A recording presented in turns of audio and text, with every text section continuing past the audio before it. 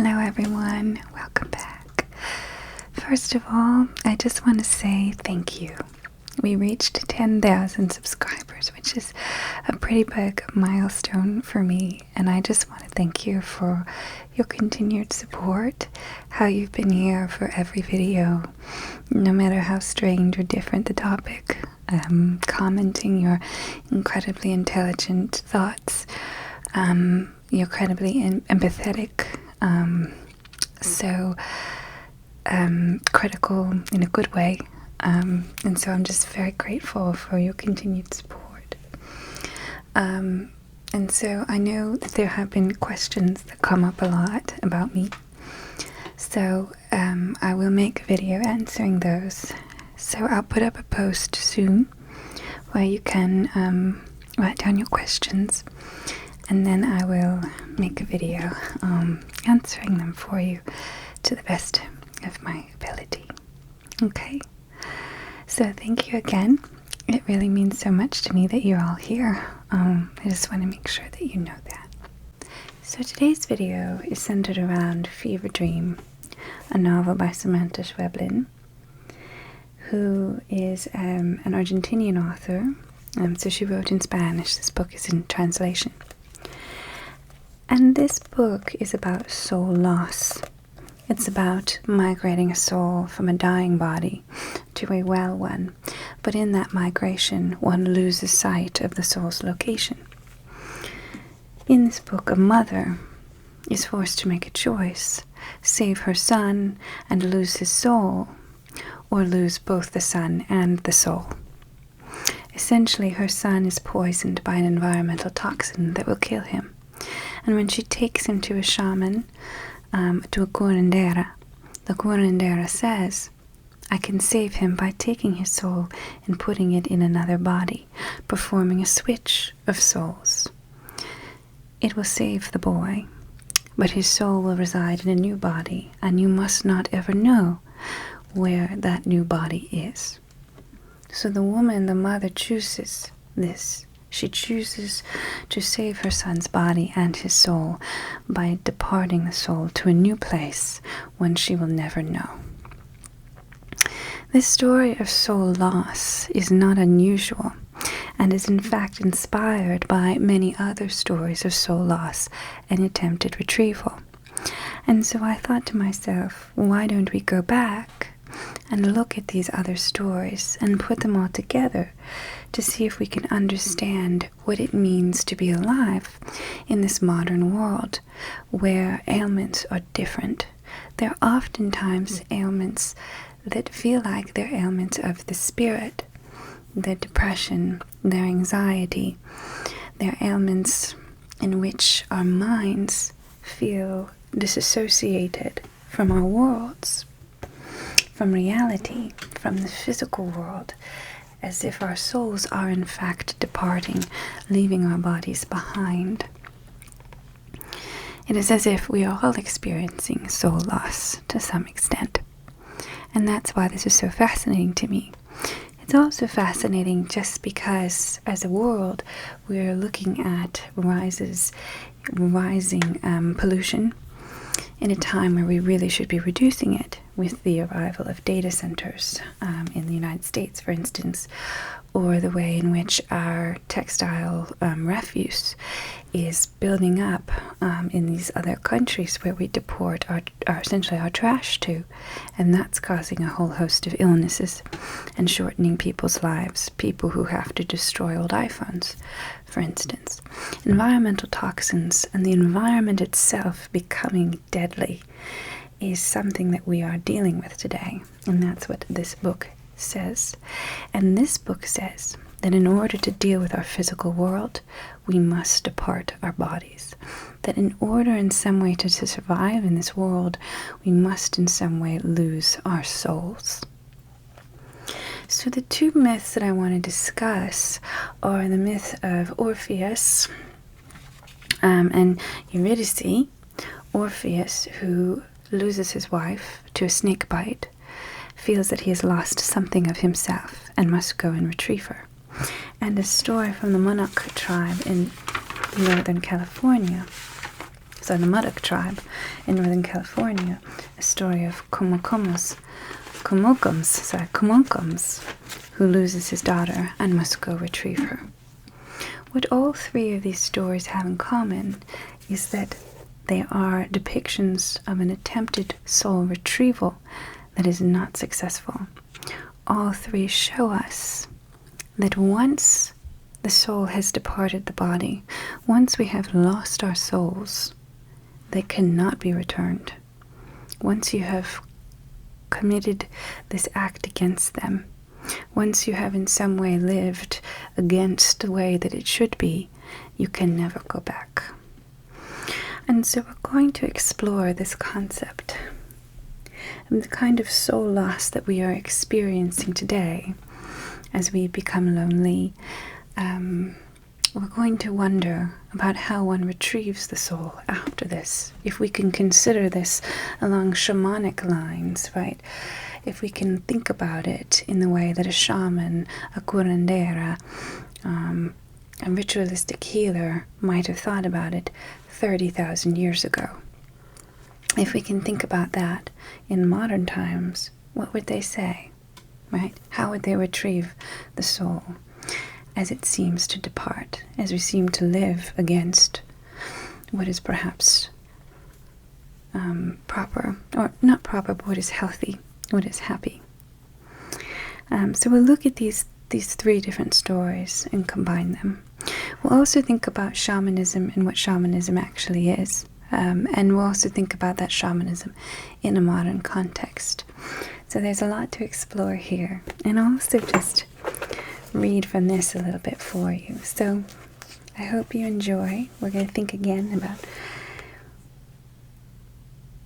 the instance of soul loss and the shamanic practice of soul retrieval. How the shaman will go to the spirit realm, find the lost soul, the lost fragment of soul, and bring it back into the body. Okay, so let's get started. Before we begin reading from Fever Dream, I want to give us some cultural historical context, particularly around the definition of shamanism and soul loss. So let's begin with shamanism. Shamanism, a term derived from the Tungus people of Siberia, encompasses diverse spiritual and healing practices in cultures worldwide. Shamanism is one of the oldest forms of human spirituality and healing in prehistoric times, predating organized religions and formal medical systems. At its core, shamanism revolves around the belief in the existence of a spiritual realm inhabited by guiding forces, ancestors, and supernatural beings, with shamans serving as intermediaries between the human and the spirit worlds. The origins of shamanism are shrouded in the mists of prehistory, with archaeological evidence suggesting that shamanic practices may have emerged as early as the Upper Paleolithic period, over 30,000 years ago. Cave paintings, rock art, and artifacts found in regions such as Europe, Asia, Africa, and the Americas provide tantalizing glimpses into the spiritual beliefs and practices of the ancient hunter-gatherer societies, many which bear striking similarities to modern shamanic traditions. The figure of the shaman, or the curandero, it goes by so many names, and we'll learn also the Indian name in a moment, is central to shamanism, an individual believed to possess special powers of healing, divination, and communication with the spirit world. Shamans undergo rigorous training and initiation rites, often involving periods of solitude, fasting, and visionary experiences induced through the use of psychoactive plants like ayahuasca,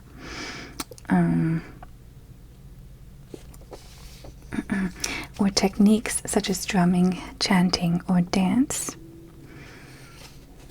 They enter altered states of consciousness through these practices, enabling them to journey into the spirit world to seek guidance, retrieve lost souls, or perform healing rituals. Central to the shamanic healing is the concept of soul loss, believed to occur when a person experiences trauma, illness, or spiritual disconnection. Shamans diagnose and treat soul loss through rituals such as soul retrieval, in which lost fragments of the soul are recalled and reintegrated, or spirit extraction, in which harmful energies or entities are removed from the body. So soul loss, when a soul substance is extracted from the body by supernatural beings, evil spirits, or ghosts of the dead.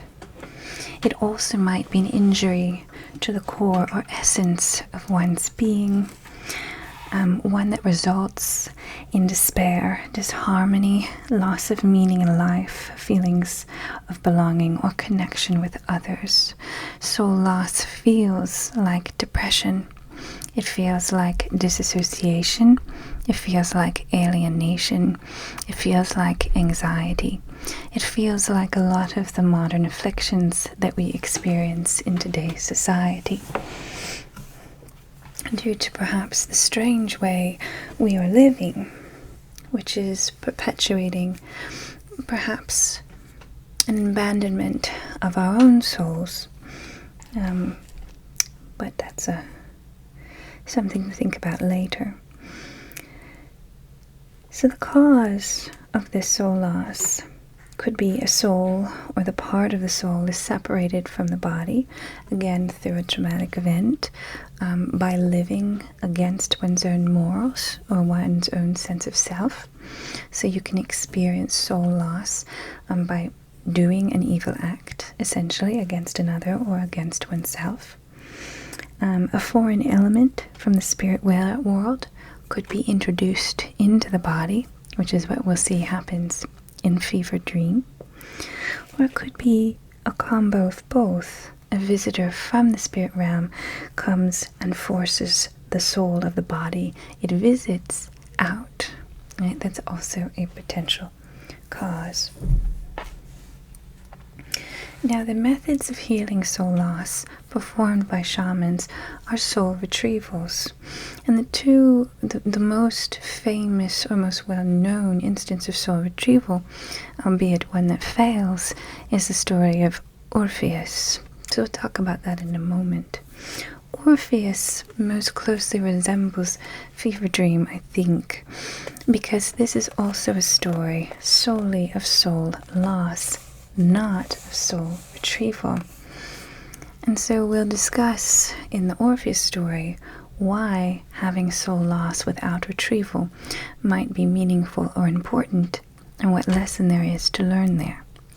Shamans would put themselves into these trances when they needed to cure someone who was experiencing the symptoms of soul loss, and they would go into the spirit realm to retrieve that lost part of a person's soul and put it back into their bodies. A complete soul loss, as in a permanent soul loss or a death, such a process could not be carried out. A soul retrieval was really only for soul losses that were not permanent. So it's not a way to bring one back from the dead, but rather to put one's soul back together again after it has been catastrophically broken apart and after pieces of it have gone away. So I do wonder if any of you have felt this. We have words for it. We say, oh, my soul, it's left my body. I'm so frightened, my soul left my body. You feel dissociation. And in this early ancient knowledge, we did think of the body as a temporary vessel for a long-lasting spirit. But most likely the most common form of soul loss that we have all experienced is the form of grief, in which you lose someone that you love. And this can feel like a fragmentation of the soul, because the person we love so often feels like they are part of our soul. If you have a child, they are part of your soul. If you have a husband or a wife or a partner, they are part of your soul. If you have a mother, they are part of your soul. Some of your friends can feel as if they are part of you. To lose them is to lose the self that existed when they were with that person, right? And so the death of another is a death of the self. It's a death of the form of the self. It's a loss of a specific part of one's soul. And so soul loss occurs in grief. And so soul retrieval was a method of overcoming that grief, of healing from that grief. One of the most famous stories that explores this grief caused by soul loss and the attempt at soul retrieval is the story of Orpheus and Eurydice. Eurydice is Orpheus's great love. It is his wife. And in this way, Eurydice represents a part of him.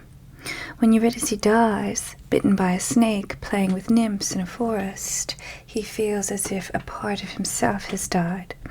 And his grief is so extreme that he plays the music on a lyre gifted to him by Apollo so beautifully that all the gods can hear and all the gods become aware.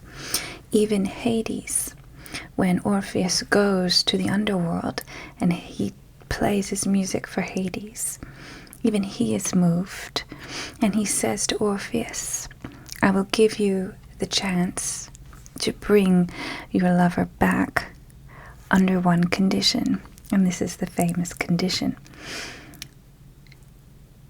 She must travel behind you as you walk out of the underworld, and if you look back at her before you reach the edge of the underworld, before you come out of the underworld, then she will be brought back into the underworld forever. But if you take her and you trust in the gods and you trust in the gods' promise, and you do not look back, even if you cannot hear her footsteps, if you have faith, then you may take her again into life. Now you can already see how this story has shamanic elements, in that Orpheus is devastated by grief and feels that his soul has been completely destroyed by the death of his lover, and he must travel to a spirit realm in order to retrieve her. So this archetype or this story happens again and again in shamanic practices. A shaman will go to the spirit realm to find the spirit who wanders through it and bring it back to the human realm and replace it into the body that is missing that spirit. Okay? It's not reviving of a body, but rather restoring of a body that is already here and that is already alive. So a live body is required for this soul retrieval. One cannot put a lost soul into a perished body. So that connection between mind and body is still necessary. The vessel must be alive in order for the soul transference to occur. But in the case of this story, Orpheus agrees to this, and he listens to Eurydice behind him, or he tries to listen to her for her as he walks out of the underworld, but he cannot hear her footsteps, and so he does not trust Hades when he does not hear the footsteps and believes he is being tricked. Now, of course, Eurydice would have no footsteps because she is essentially a shade. She does not have a corporeal body. But he does not trust in Hades, and so he turns around and looks, and she is immediately taken back into the underworld. And so it shows us this story, similar to this book, that soul retrieval, or soul loss, in some cases, is permanent. There are certain traumas and tragedies that we cannot come back through. And the only way that we might come through them is to have an ultimate faith in that which we cannot see. Faith in Hades for Orpheus, if he had had it, would have saved Eurydice, but he did not have that faith. Doubt is what took his wife from him when he tried to bring her back. And so that's an important part of that story. It's saying that some parts of the self, once they are lost, cannot be reclaimed. So I'll say that again. Some parts of the self, once they are lost, cannot be reclaimed. And I think we all see that in our lives, these little deaths that happen throughout our lives, where a part of your soul as it was disappears because part of it is snatched away by an event or loss.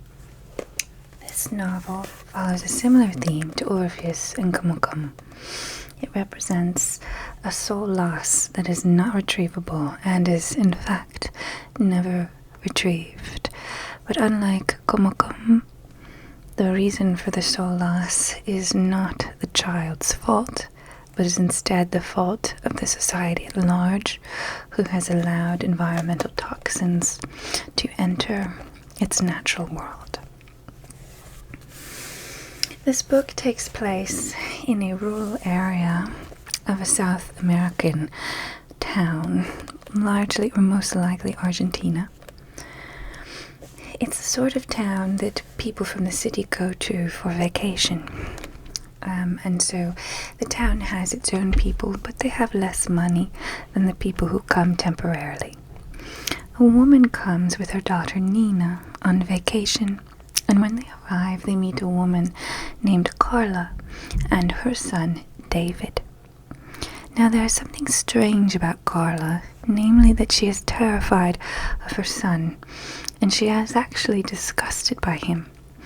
And in turn, she is disgusted by herself. Now, Carla tells a story to our protagonist, the mother of Nina, which introduces us to the central horror of this novel, namely why she is so disgusted by her own son. And it is a story that has a great deal of shamanic purpose and importance, but particularly is important when we think about the role of the shamanic in the modern world. And once I'm finished talking about this book, I'm going to introduce us to a tribe in the Amazon whose story is very similar to the story told in this novel. Okay? So Nina and her mother meet Carla and David, and Carla takes her into the car and tells her story. And this story is about how her son came to lose his soul, and how it is not possible for her to retrieve it, even though she believes one day she might be able to recognize his soul in the new vessel in which it has been put. So I think it's best that I read these passages to you. So this might be a little long. If you want to skip ahead to the parts about Indian shaman or the parts about the Amazonian tribe, please go ahead. But if you'd like to enjoy a section of this novel, then stay with me. Okay?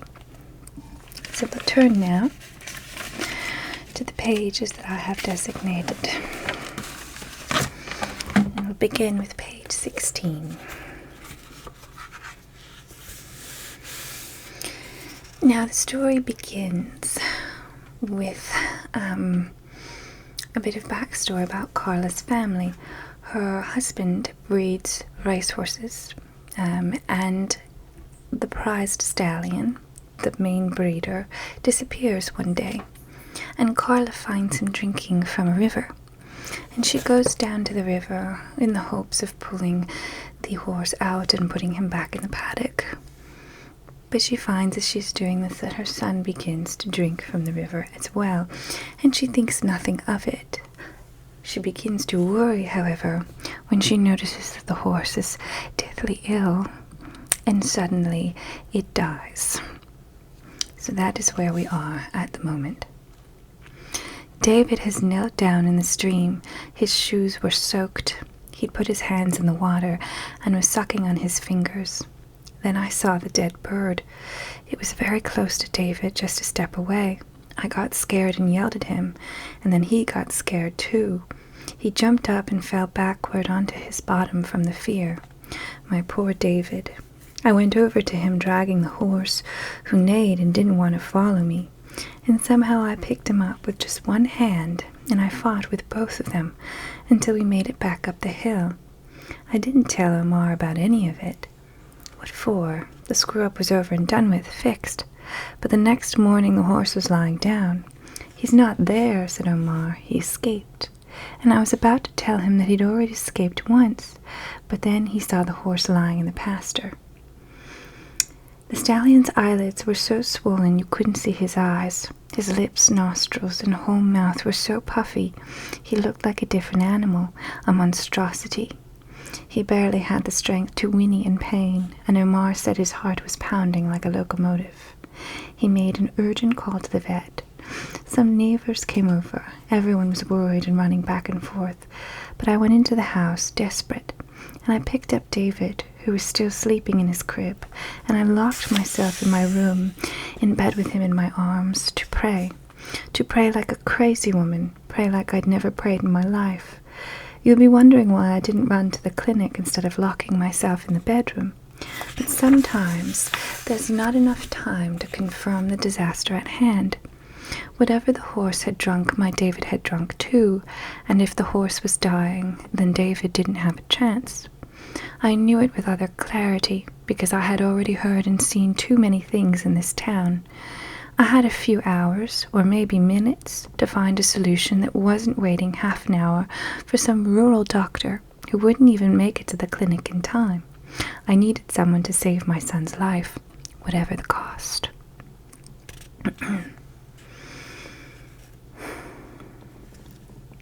Once I decided what I would do, there was no going back. The more I thought about it, the more it seemed like the only possible way out.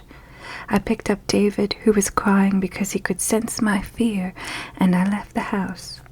Omar was standing over the horse and arguing with two men, and every once in a while he clutched his head. Two more neighbors were watching from the lot behind us, and sometimes jumped into the conversation, shouting opinions from their field to ours. No one noticed when I left. I went out in the street, said Carla, and I went to the greenhouse. What greenhouse? The people who live around here go sometimes, because we know that those doctors they call in the clinic always take hours to arrive, and they don't know anything and can't do anything. If it's serious, we go to the woman in the greenhouse. She's not a psychic. She always makes sure people understand that, but she can see people's energy. She can read it. She can tell if someone is sick and where in the body the negative energy is coming from. She cures headaches, nausea, skin ulcers, and cases of vomiting blood. If you reach her in time, she can stop miscarriages.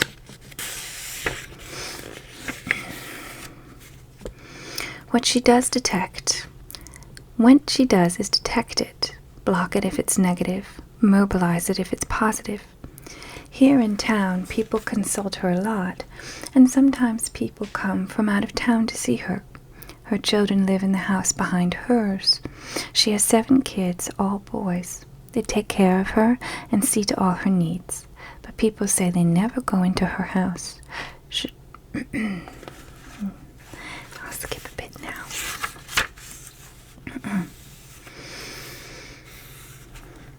As soon as the woman opened the door, I thrust David into her arms. But people like her are sensible as well as esoteric. So she put David down on the floor, gave me a glass of water, and wouldn't start talking until I calmed down some. The water brought a little of my soul back to my body, and it's true, for a moment I considered that my fears might all be a fit of madness. I thought of other possible reasons why the horse could be sick. The woman was staring at David while he played, arranging the decorative miniatures that were on the TV table into a single file line. She went over to him and played with him a moment. She studied him attentively, discreetly, sometimes resting a hand on his shoulder or holding his chin to look at him straight in the eyes. "The horse is already dead," said the woman, and I swear I hadn't said anything yet about the horse. She said David still had a few hours, maybe a day, but that soon he would need help breathing. "It's poison," she said. "It's going to attack his heart." I sat there looking at her. I don't even remember how long I was like that, frozen and unable to say a word. Then the woman said something terrible, something worse than announcing that your son is going to die. She said that David's body couldn't withstand the poisoning, that he would die, but we could try a migration. If we could move David's spirit to another body in time, then part of the poison would also go with him. Split into 2 bodies, there was the chance he could pull through. It wasn't a sure thing, but sometimes it worked. It was the only way she knew to save David. The woman handed me a cup of tea. She said that drinking it slowly would calm me down, and it would help me make my decision. But I gulped it down in 2 sips. I couldn't even put what I was hearing in order. My head was a tangled mess of guilt and terror, and my whole body was shaking. Then David tripped, or it seemed to me he tripped, and then he didn't get up. I saw him from behind, wearing his favorite shirt that had little soldiers on it, trying to coordinate his arms so he could stand up. It was a clumsy and futile movement that reminded me of the ones he'd make when he was still learning to stand on his own. I heard him very close to my ear, a little fast. Then the woman separated us with a gentle but firm movement. David sat back against the sofa, and he started to rub his eyes and mouth. "We'll have to do it soon," said the woman. I asked her where David's soul would go, if we could keep him close, if he could choose a good family for him. The woman said that she couldn't choose the family he went to. She wouldn't know where he'd gone. She also said that the migration would have its consequences. There isn't room in a body for 2 spirits, and there's no body without a spirit. The transmigration would take David's spirit to a healthy body, but it would also bring an unknown spirit to a sick body. Something of each of them would be left in the other. He wouldn't be the same anymore, and I would have to be willing to accept this new being.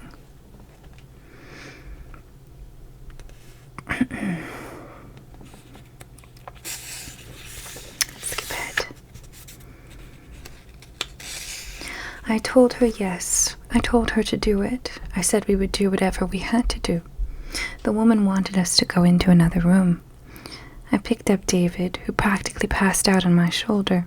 He was so hot and so swollen he felt strange to the touch. The woman opened the door to a room, the last one at the end of the hall. She gestured to me to wait in the doorway, and she went in. The room was dark, and from outside I could barely make out what she was doing. She put a large, low washbin in the center of the room.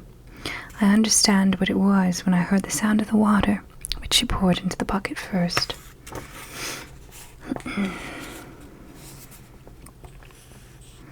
She went out into the kitchen, looking focused as she passed us, and halfway there she turned and looked at David for a moment.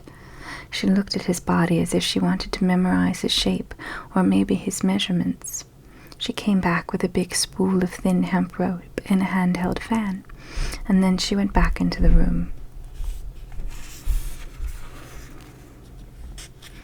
In a migration, she said, only the things that are prepared to move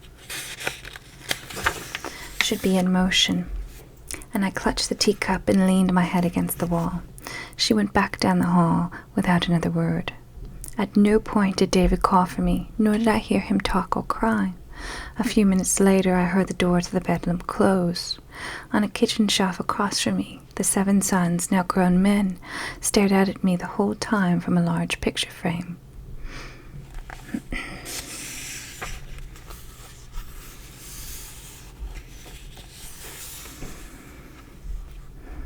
And then, when it is finished, he approaches her. She called to him. "Come on, David," she said. "I'm going to take you to your mother." I held on to the edge of my seat. I didn't want to see him. Amanda, all I wanted was to escape. I wanted it desperately. Short and uncertain, so different from how my David had walked, I heard his footsteps, very soft on the wood. His little hand, dirty now with dry mud or dust, fumbled over the wall as he leaned against it. Our eyes met, and I looked away immediately. She pushed him toward me, and he took a few more steps, almost stumbling, and now he was leaning on the table. I think I'd stopped breathing for that entire time. I sat there looking at his dirty hands.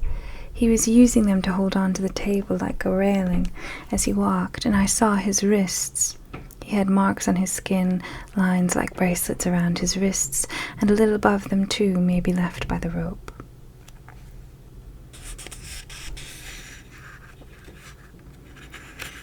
And so I think I've read enough now.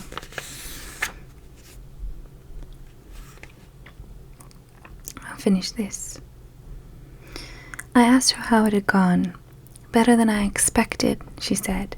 The transmigration had taken part of the poison away, and now, split between two bodies, it would lose the battle.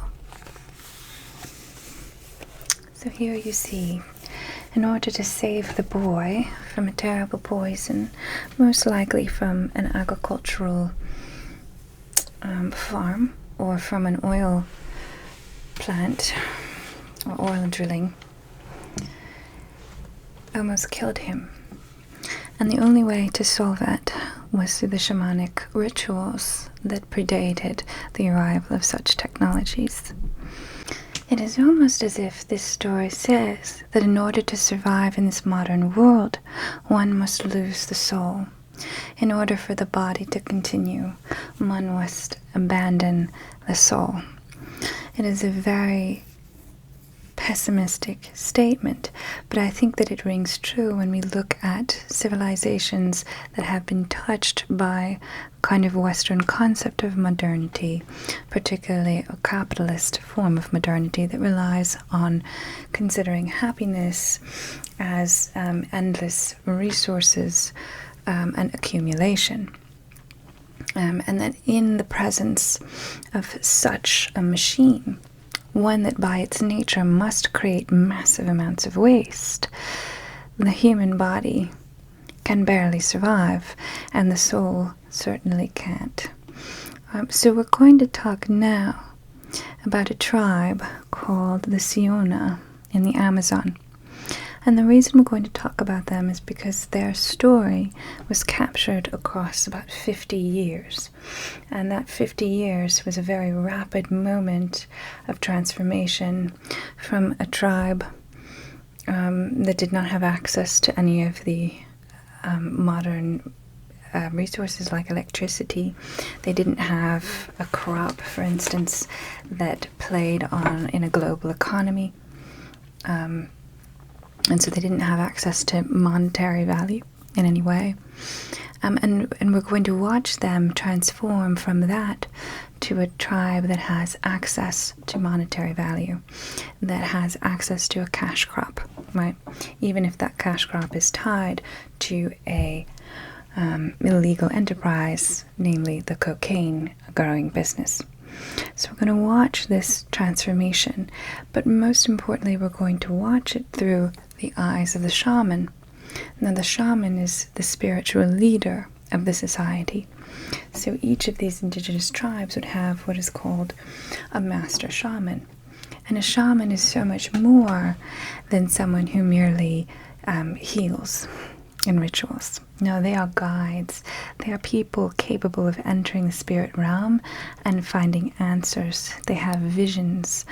In this case, they drink the yaje, which is a hallucinogenic brew that is used both in healing rituals and can be used to be given visions to know where to move forward, learn how to see beyond this earthly world. It helps them take their spiritual form and speak to the spirits that live in that spiritual world, accessible, for instance, through dreaming, when the soul can leave the body. Okay? So the Siona Indians were of the Putumayo River region, which is between Colombia and Ecuador. In the time of 1960, when we begin tracking this tribe, only about 250 actually remained, and they remained in the Buena Vista Reservation. This area was economically devastated by an endemic,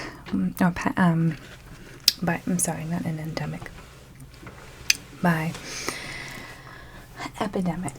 There we go. By an epidemic. An epidemic had killed 75% of the native population of the Siona Indians in the Putumayo River region. Now, there was a wide network, and there has been for thousands of years in the Amazon rainforest regarding shamanic knowledge and shamans with all of these individual different tribes. When we come to the 1960s and we find only 250 people remaining without a master shaman, this is a civilization at the very end of its life, right? Prepared to reconsider itself in the backdrop of a new modern world. But prior to this, shamans were, again, the sort of spiritual leaders of their tribes, had what was called pinta. And there was a whole network of shamans who would travel to different villages to meet with different shamans, to drink with them, to drink the yaje, for instance,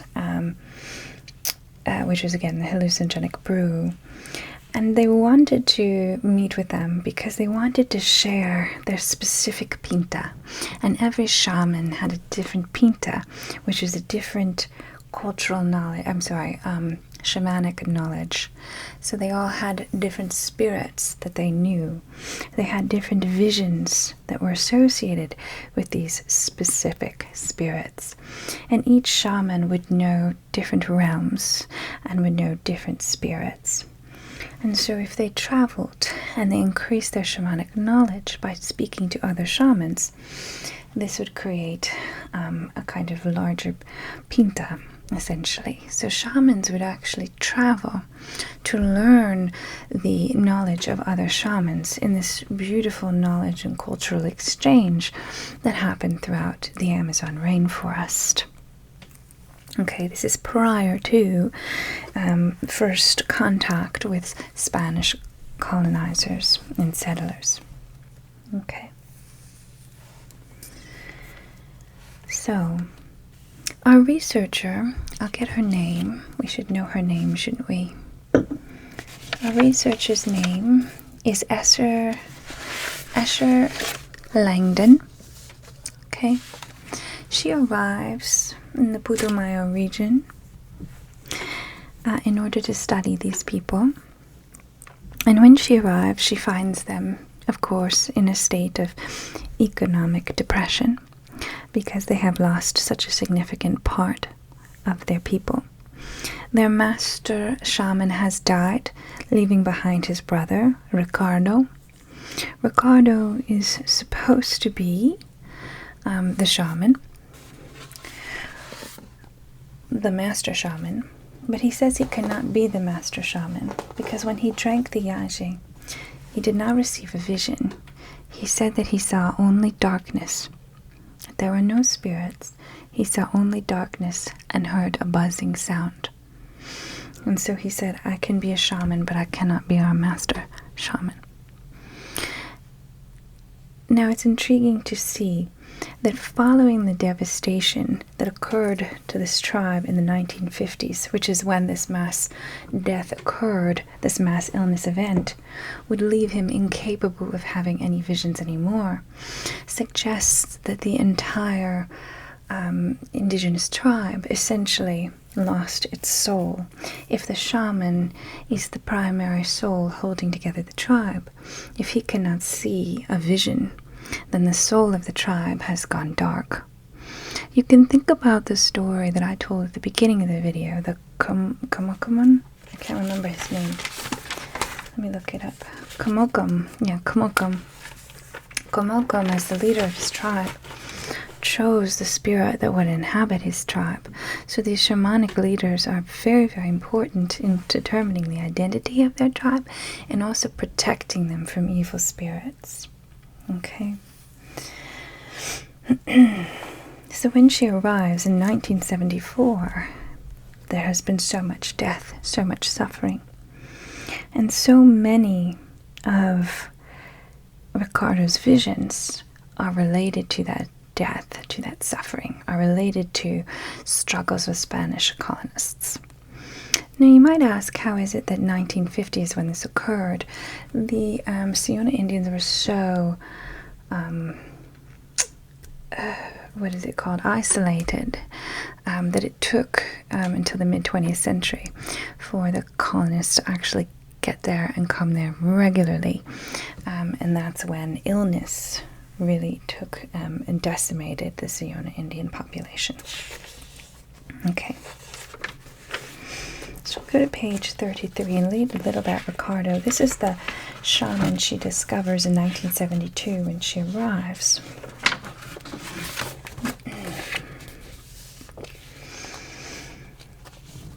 He was dressed in traditional tunic called a kusma, scores of strands of small glass beads covering his neck, and a scarlet macaw feather in his ears. To add to his authenticity, he wore a shaman's jaguar canine necklace, and had painted his face with delicate designs inspired by his visits to the invisible domains of the universe.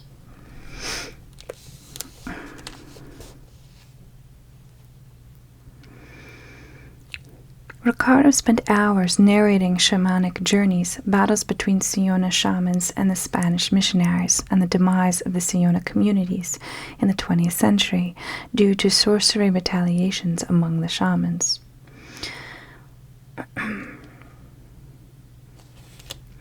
I saw these narratives, which were often told to interpret serious illness events as playing a role analogous to ritual, that of providing a model of and a model for the Siona shamanic cosmology that perceives two sides of reality, the ordinary daily reality and the invisible one that lies behind what we normally see.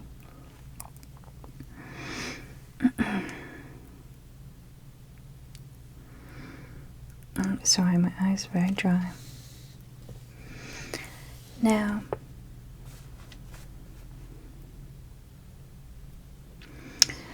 during my stay with the Siona until 1974, the situation was one of shamanism without shamans.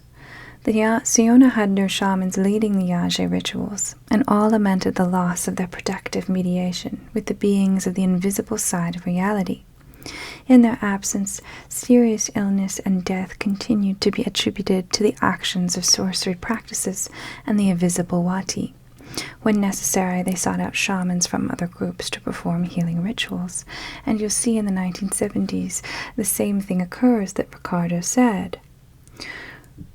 Salvador Moreno, a mestizo shaman, was summoned to find a lost child in the forest. I was not invited to this Yage ritual, and it proved unsuccessful.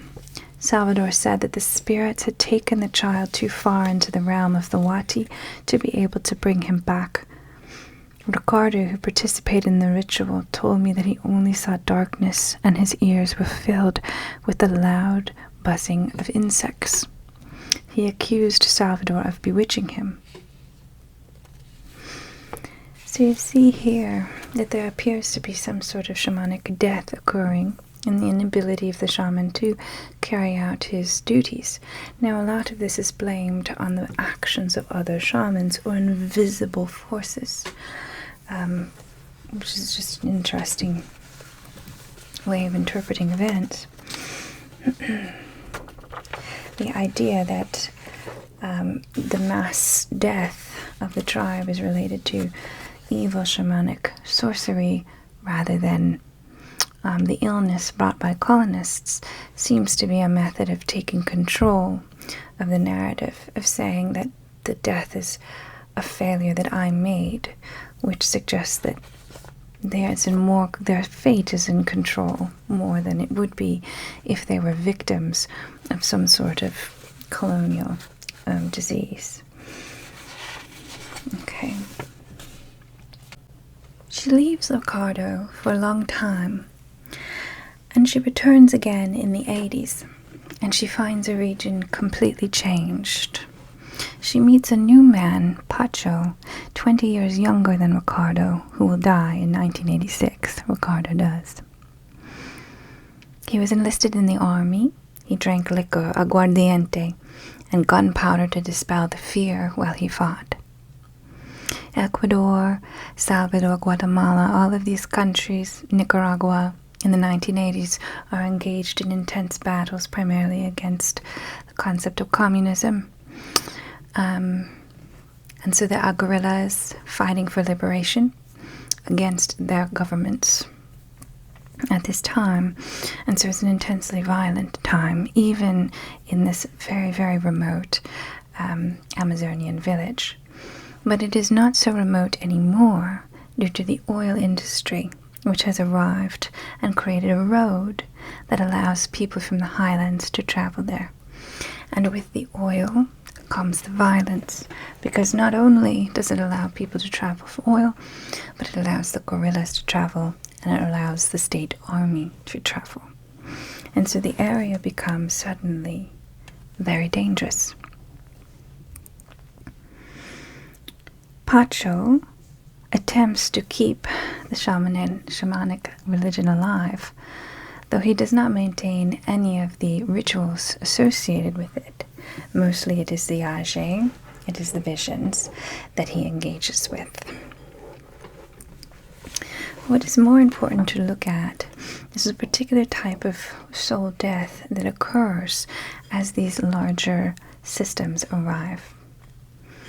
When oil comes, it brings with it, as I said, a great deal of violence, namely war.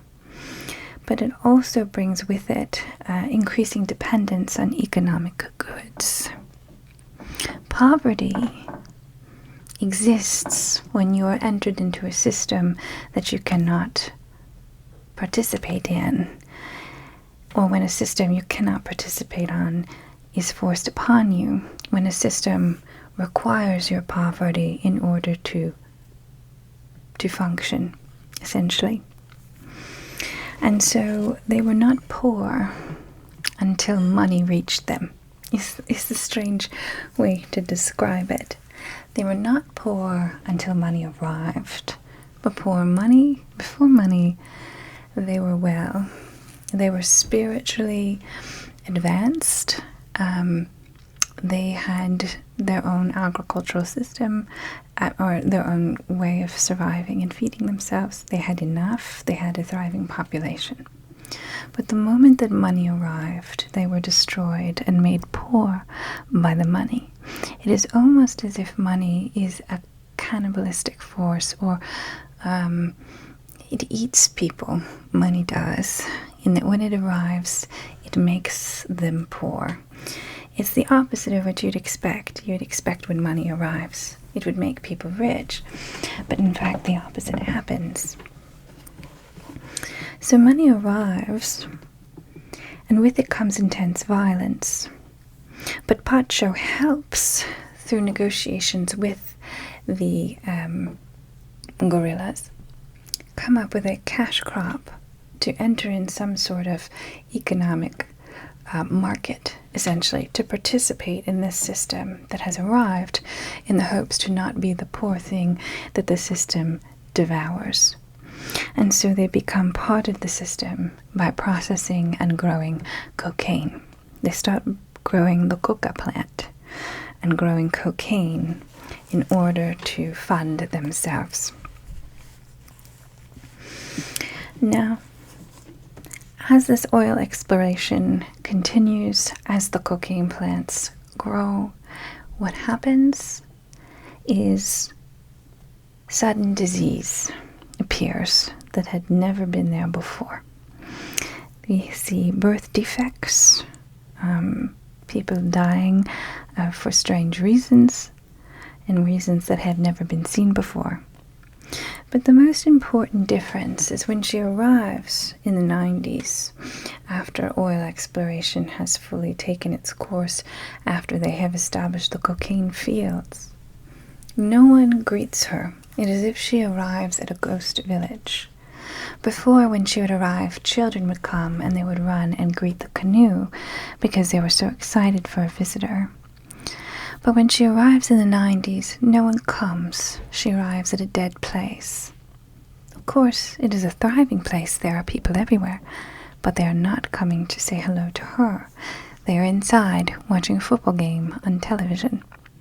And so she's seen this complete cultural shift from a place of human connection, of spiritual wellness, into a place with resources, with money, with devices, with electricity, but without people.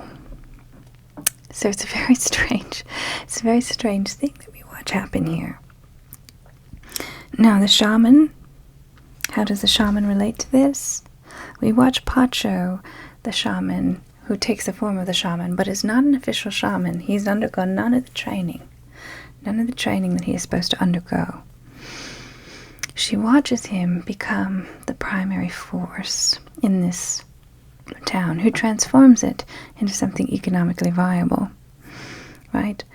And who also begins to make shamanism a popular destination. So people are coming to this place for the purpose of learning shamanistic rites, of drinking yage with him, and he also tries and gets money, essentially, to support his shaman projects from the state, which many of the people in his tribe believed was just his attempt to make himself rich, using the name of the shaman as an excuse. So I mean to say all of that to show you the kind of thing that Samantha Schweblin was talking about, which is this curious way in which modernity causes and demands for our souls to leave, for our souls to depart. It demands a sickness of the soul in order to survive. So in order to survive, our souls must in some way abandon our bodies. And our bodies are in some ways soulless things, just as the tribe became a soulless thing. Its body was flourishing. It had cocaine, it had oil money, it had electricity, all of these things flourishing, but the people weren't there, right? They were hiding. And we might not think of it as hiding, but when you look at it as a transformation over time, when you look at it from people happily together to people isolated and alone, it looks like hiding. It looks like a kind of death. That our modern world is telling us that something is going, and it's going to be gone. And like Orpheus, we cannot necessarily go and get it back. And so I just wanted to talk about this book because it felt like such a profound warning to me that we are allowing our souls to depart, and we're not going to be able to get them back. So I'm sorry that that's such a negative thing, and it's kind of a weird way to go from shamans. But that seems to be the story, that we're watching our spirits suffer. And I'm not sure if we were ever going to be able to get back to what it feels like to have a soul beautifully alive in your body. I don't know what the way is, but I don't think it is the economized form of spirituality that Pacho markets to the Western world, or shamans like him. I don't know what it is, but we have to start thinking about it, and we must hope that it is not the case of Orpheus. But we can remember that Orpheus only failed because he doubted, and so perhaps we might just have faith that out of this time there will become something good. All right. Thank you so much. I hope you have a wonderful